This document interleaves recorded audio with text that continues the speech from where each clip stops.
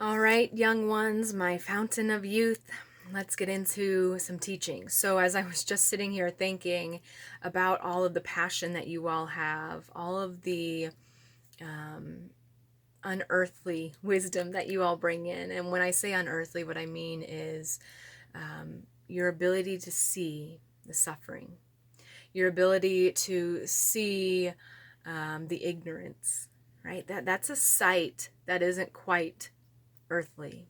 And so, first of all, thank you for bringing that in with you into this life. So now you've got this sight, you've got this ability to see, and you're young and you're passionate, right? But I want to start to sew into you some tools.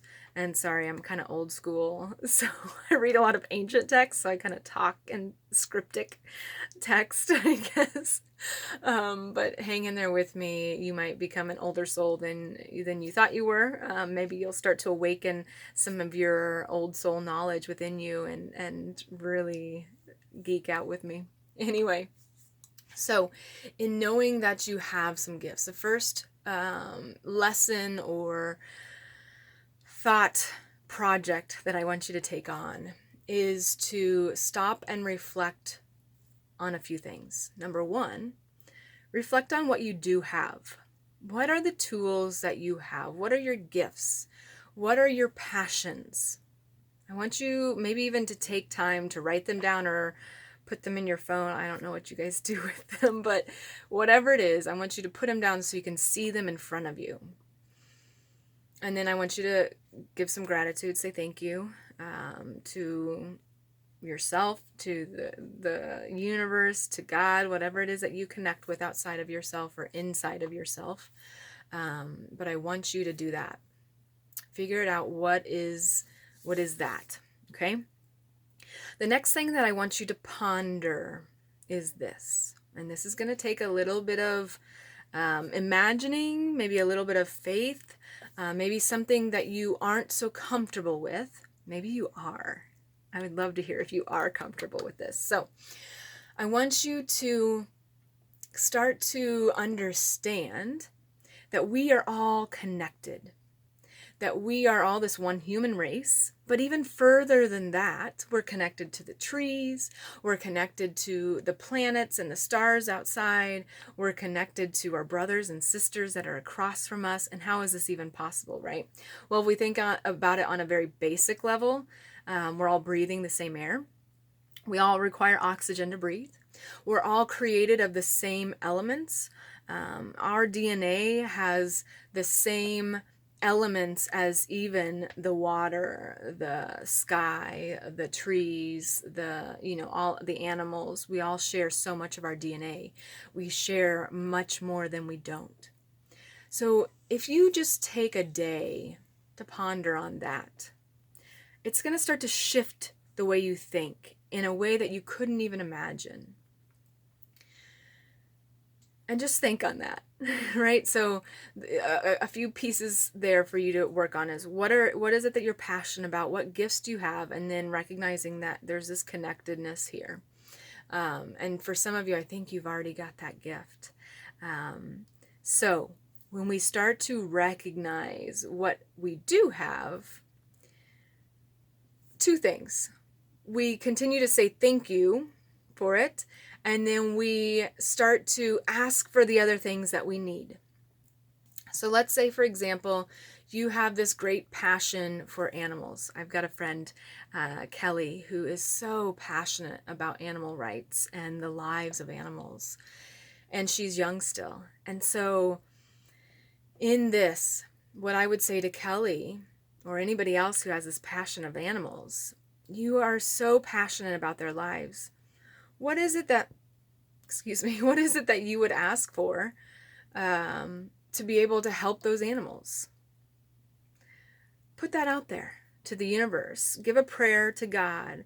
Ask within yourself that you begin to get the qualities that you need to grow, to then care for those animals in a better way, in a way that is physical. And this is the amazing thing, and some of you have already figured this out, that we can take our passions and really create a life around our passions, create an income around our passions.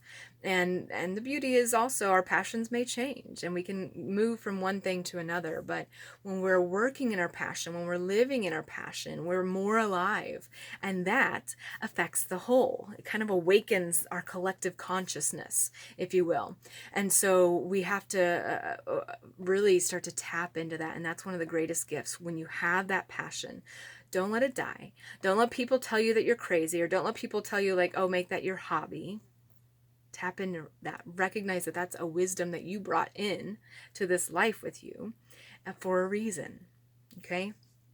So just a short little piece to take with you today. I'm trying to think if there's anything else.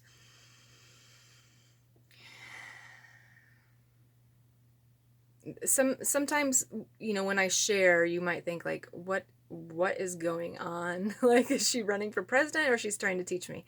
Well, the beautiful thing is that leaders should be leading and teaching and sharing. And so my biggest interest is really in awakening our country, our planet, in helping all humans reach our potential. And so in that, recognize that my bigger mission here is really to help you fully realize who you are. And I just wanted to share that little piece. We're going to get into more nitty-gritty things of, like, actually surviving in this country, but I didn't want to start on such a grim space. So let's start in a place of, like, remember your passions. Say thank you for your passions, because our planet is grateful, and I am grateful as somebody who's lived through a lot and seen how many people are in the mundane and don't live their passions and don't even recognize their passions. And I will say this, it's going to be hard as hell on some days to really ignite your passion, because right now our systems are not supportive. We're transitioning, so we're starting to see more systems that are supportive of you living your passions, but there's still these old systems that are not supportive of us reaching our full potential, and our political system is certainly one of those where we're not supportive of human beings reaching our full potential. And so you all are the gift to us, that if you can learn this early, when you're in that space of leadership, there will be no option but that freedom for all Americans and all world citizens to begin to reach our human potential and go beyond where we are now, to start to dream of something and imagine something better than where we are now. So continue on your way, dear young ones. Continue to bring that fountain from within of your passions, and let's ignite the world together. Take care.